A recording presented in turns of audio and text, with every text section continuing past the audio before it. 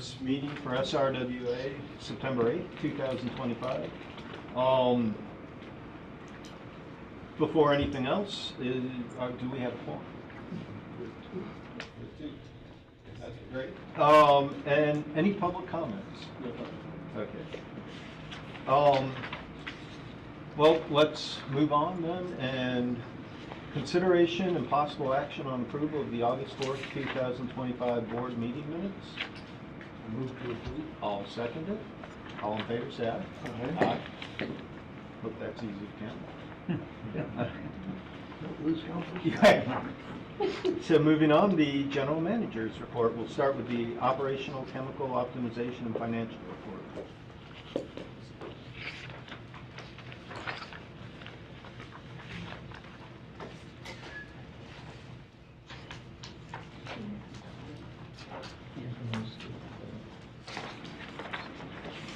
We'll start the research on and then followed by Mr. Something else, so everything up and going.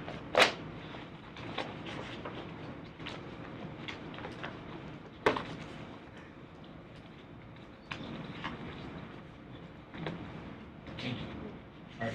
Good afternoon, Mr. President, members of the board. My name is Jacob Galvan, and I'll be presenting the production distribution report for the month of July 31st, 2025. On tab 2 of the board binder, we have the SRWA water distribution summary and true-up estimate.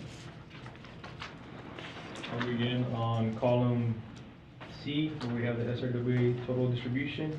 The year-to-date is 2,072.774 million gallons for a daily average of 6.818 million gallons. On column F, we have the distribution for BPUB.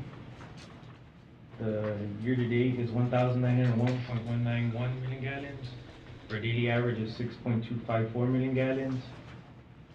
On column G, we have the distribution for Valley Mud.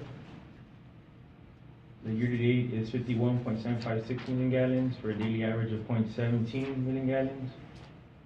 On column H, we have the distribution for Los Fresnos. The year-to-date is 72.154 million gallons for a daily average of 0.237 million gallons. On column I, we have the credit for B&D. The year-to-date is 43.527 million gallons for a daily average of 0.143 million gallons.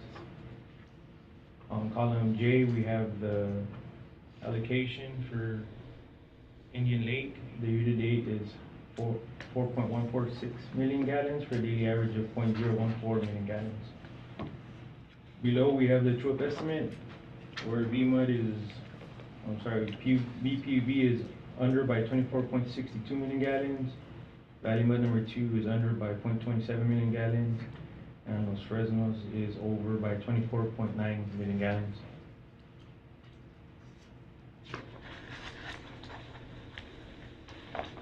On the next page, we have the production and distribution report for the month of July 2025. On the third column to the left, we have the total water produced for the month. The total was 217.959 million gallons for a daily average of 7.031 million gallons. On the first column to the far right, we have the total water distributed, and the total was 217.318 million gallons for a daily average of 7.01 million gallons. Below, we have the chemical consumption costs for the month. It was $76,920.42. And below that, we have the electrical consumption costs, which was $103,715.64.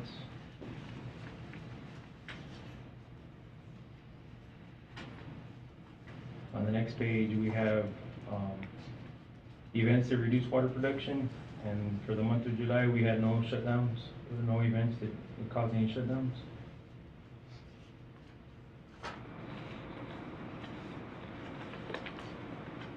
On the next slide, we have the iron, manganese, and arsenic levels. For July, there was no change to the dosages, and we're meeting all the MCLs for iron, manganese, and arsenic. Just want to note, coming on the next month's meeting, you're gonna see, on August 6th, we shut off the blend. We decreased it to 0% blend. Just to kind of give you a heads up. So we'll be seeing some changes next month, on next month's report, right? In preparation for that, just a quick question. Are you guys tracking any possible changes in number of reports on water quality, or this is specifically for the manganese? Are we seeing any decrease in manganese complaints? On the city works that I've been looking at, it looks like there's been a decrease in calls. Like, I've been looking at, we have this software that we use the call-ins go into. To me, as for August, it looked like there was a lot less. Okay, cool. Can I get you just to compile that? That'll be a good, useful piece of information. Okay. Thank you. Need your heat map of calls. Yeah, that would be super cool too. And maybe how they might change from like July where we had the blend to August sort of thing. Thank you. On the next slide, we have our own well pumps that we're on during the collection of July 11th.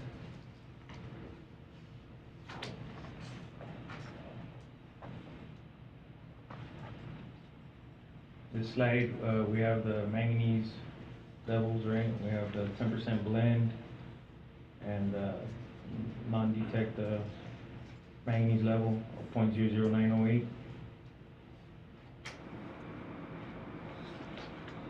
On this slide, we are displaying the arsenic level, where the chlorine dioxide was at 0.3, the ferric's showing 1.3, and the arsenic is at a non-detect 0.0009. So have you guys reduced the chemicals for this month? And yeah, because we reduced the bypass or eliminated the bypass? Yes, Okay. yes. I know that's jumping ahead to next month's report, but just wanted to ask. Yeah, we decreased blend and we were having to increase calcium. Yeah, definitely.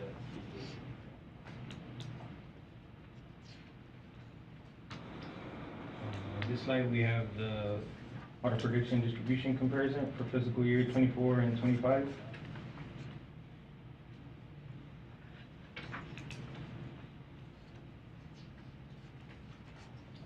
On the next slide, we have water plant production comparisons for the three water plants for Bronzo, where SRWA contributed 30.74% of Bronzo's water demand.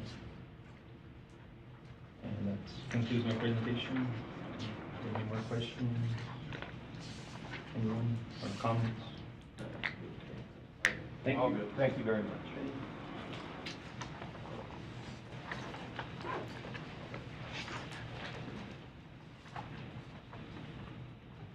Good afternoon, Mr. President and members of the board. Jorge Santillan, Finance Manager. And now we'll go over the authority's financial performance as of July 31st, 2025. Beginning with our operating revenues, looking at the last column, operating revenues from member assessments, 6,500,576, less total operating expenses shown on line number 10 of 4,333,852 results in operating income of 2,166,724. Continuing with the following page and the non-operating revenues and expenses, we had the line number 18, net non-operating revenues of 137,565. This results in the income before capital contributions of 2,304,289. There were no capital contributions. The net position is the same amount, 2,304,289. We add this amount to the net position at the beginning of the year and results in a net position at the end of July of 26,839,145. The following two pages includes the budget and actual summary of expenses by account type and by line item accounts. And this is the end of the presentation. Any questions? Thank you very much. Thank you. Okay, ooh, this will be the fun one. The next item will be the carbon dioxide well rehabilitation technical memorandum highlights. Mr. Garcia.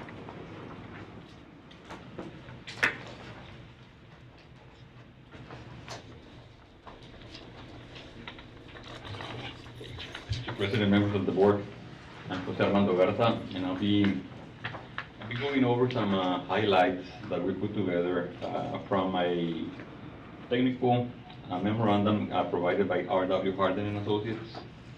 And we have via WebEx Mr. Kevin Spencer, Patrick Bobbitt, and Ms. Liz Ferry. In case you all have any questions in regards to their memorandum, they're available for answer any questions. We're starting with the background. The San Luis Regional Water Authority operates 20 groundwater wells. They were constructed back in 2004. They produce brackish water from the Rio Grande alluvium.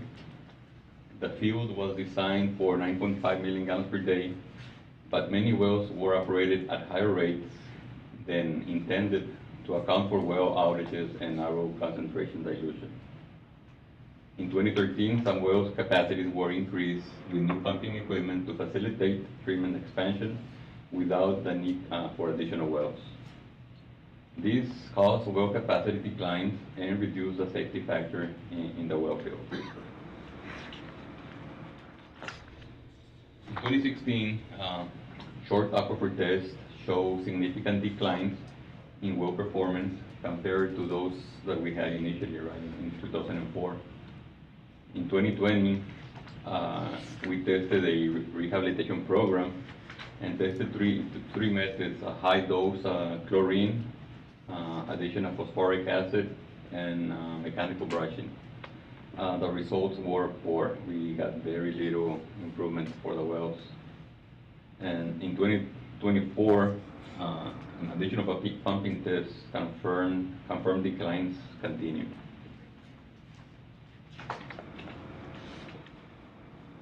2025 rehabilitation, that's when SRWA staff identify an alternative rehabilitation method using injected liquid carbon dioxide.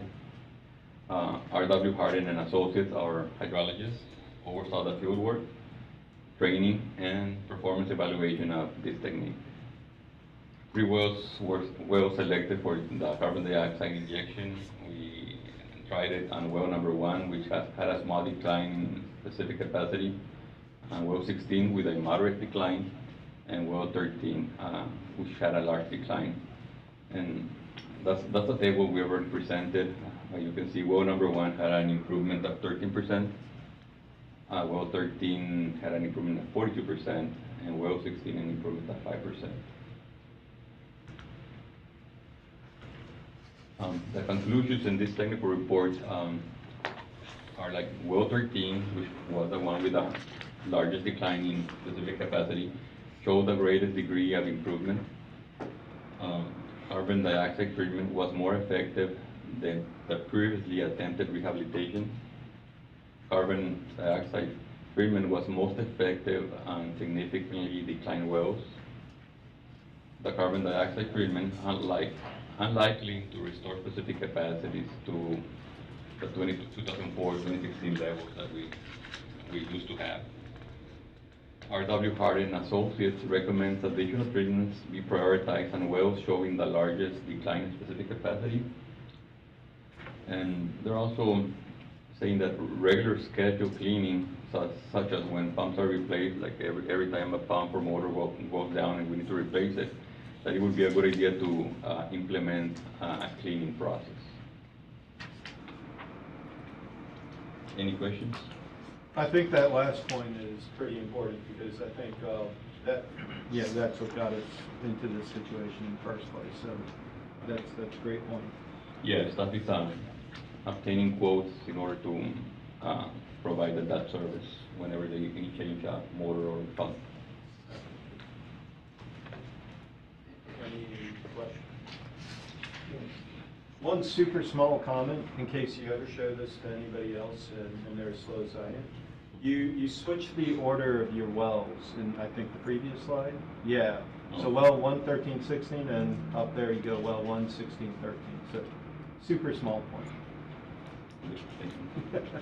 Not, I mean, small point. Okay, thank you very much. Sure, thank you. And we'll move on to the drought update. Oh, Renee is taking this one, so it's got to be good. Good afternoon, Mr. President, board members. Rene Mariscal, Division Manager for Water Resources, Conservation and Compliance. I'm sitting in for Jaime, unfortunately unable to make it this afternoon. U.S. combined ownership at Amistad and Falcon reservoirs is at, as of August 30th, is 25.8. That's an uptick from last year. At this time, we were at 18%. So it's definitely doing better this year versus last year at this time. You'll see the last three readings: 25.2 August 23rd, 25.3 August 16th, and 25.5 August 9th. So obviously a little bit of a trend upward. A lot of this has to do with the recent rains, although spotty, but we are getting some within the watershed. National Weather Service outlook from September to November. It's really very little change over the summer, but a hotter, warmer than normal outlook is anticipated during the time period of September to November. Precipitation remains a toss-up, although we've been getting some here lately, which is good for the region, but trends lean drier than average, especially in October, November. Sufficient inflows from Mexican international reservoirs that serve the Lower Rio Grande watershed remain unlikely. The combined share of water in Amistad and Falcon should continue below stage 2 and 3 triggers, and that depends on the municipality's water conservation plan, but confidence is a bit lower. Obviously, we've been hovering over 25% for a little bit of some time now. The odds of tropical cyclone remnants to significantly help the reservoirs are slowly dwindling. I think we hit peak hurricane season maybe this week, if I'm not mistaken. That's all I have. Any questions? One of the interesting things about living in Brownsville is there aren't many people who hope for a hurricane. I feel like this time of year, all of us tend to cross our fingers. Any questions? No, I haven't. Okay, thank you very much. Okay, and that wraps up the general manager's report. Next item is consideration and possible action of the resolution to approve the investment policy, investment strategies, and other matters in connection with it. Mr. President, members of the board, so Mike Perez, I'm the CFO. This is pretty much a housekeeping item. So as required by the provisions of Chapter 2256, it requires an annual review of the Southmost Regional Water Authority's investment policy, investment strategies, and other matters. SRWA staff, along with our bond counsel, Greenberg Crowrick, has reviewed the current policy, Section 1, and is recommending some minor revisions to the policy. Also required is the annual review and approval of Section 2, 3, and 4, which is the list of authorized personnel, the broker-dealer questionnaire certification, and the list of authorized brokers, dealers, and investment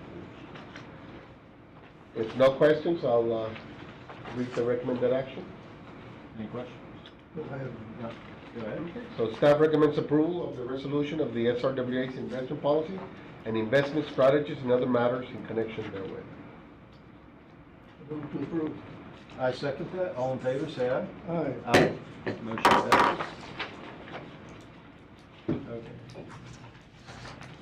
Next item, the consideration and possible action to extend the contract for the annual supply of reverse osmosis membrane scale inhibitor and cleaner.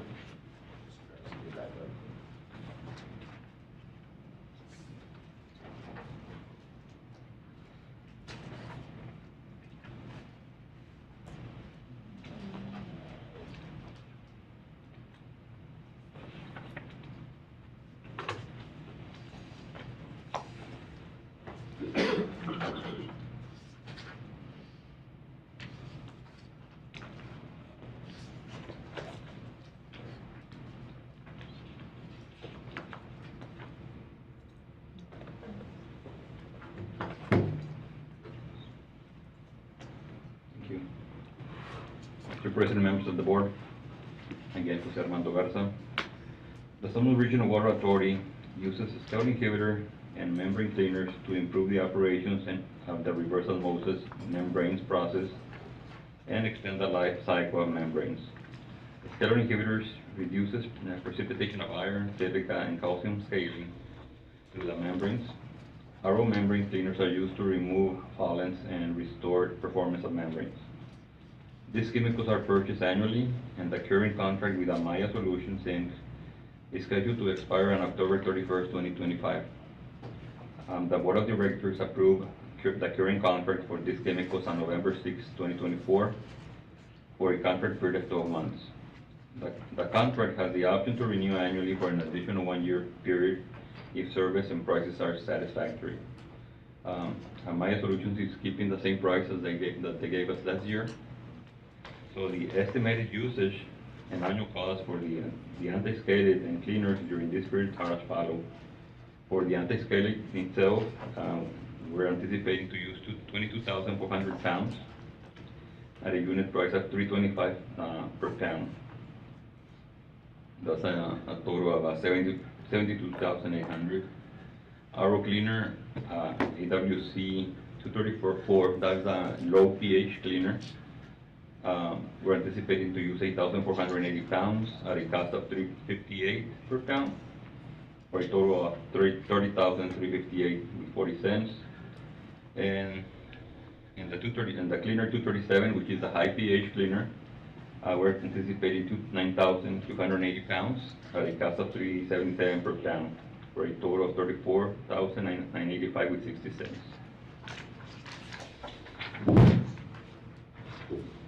The term of the contract for the third year will be from November 1st, 2025 to October 31st, 2026, for a total of $138,144. This would be the third year of a possible 3-year contract.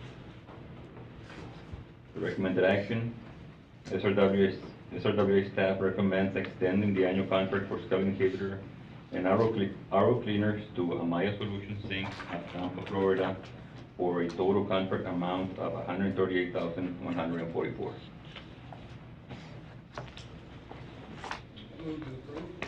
I'll second that. All in favor, say aye. Aye. Aye. Motion passes. Moving on to the next item. Consideration and possible action to approve the annual supply of chlorine dioxide equipment and service.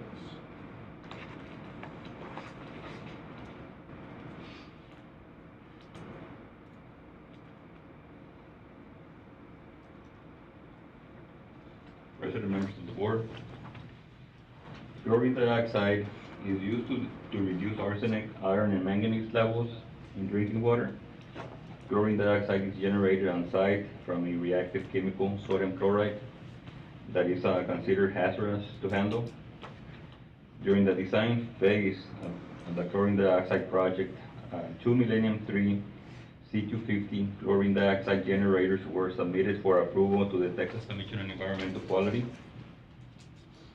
On May 10, 2019, SRWA received approval to construct a chlorine dioxide generating system consisting of 2 Millennium 3 C250 batch generators. Evoqua Water Technologies is the sole source provider of this Millennium 3 equipment batch generator that are installed. Therefore, no competitive bids were solicited.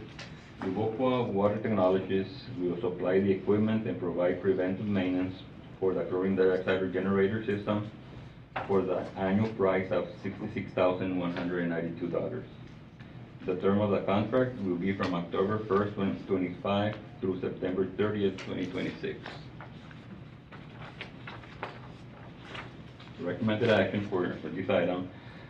SRWA staff recommends awarding the annual supply of chlorine dioxide equipment and service to Evoqua Water Technologies of Sarasota, Florida, for a grand total amount of $66,192. Quick question, sorry, before you move. How long do we expect these generators to last? We are renting the equipment, so if those generators were to go bad or have some malfunction, they'll come and replace it. because we're renting the equipment. Okay, and the cost to replace these generators as our service, like in our service, line, production line, I guess I should say, it might be an interesting just thing to have, you know, hey, if we wanted to replace these guys, it would probably cost us $5, 500,000, yeah, something. Right. Just so we know how important it is to continue marching down this road. Right. The challenge there for us has been the maintenance, since this is a chemical that is very, it's a dangerous chemical, and we don't have staff that is trained in that kind of equipment at this time. Right, and so understanding that, what it would take to train staff in that, I mean, you know, if it's a quick certification or if it's a years-long process is important. Just because, you know, they are our sole source, and I think we owe it to all our ratepayers to understand why they're sole source and the implications. I'm not against it, I just want to make sure that we've done our due diligence, and we continue to. Yeah, we do advertise the chemical itself, just not the equipment.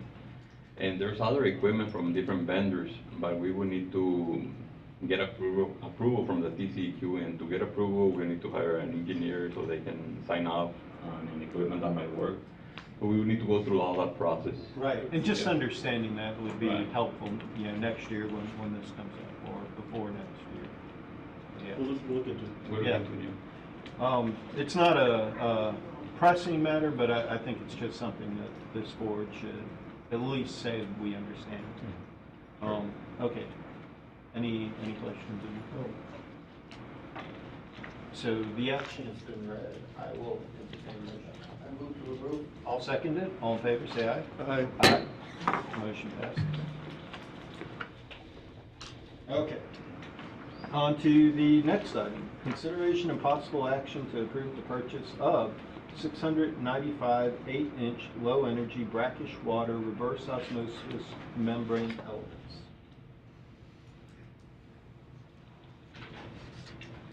President and members of the board, reverse osmosis membranes are used in water purification to remove salts and other dissolved contaminants.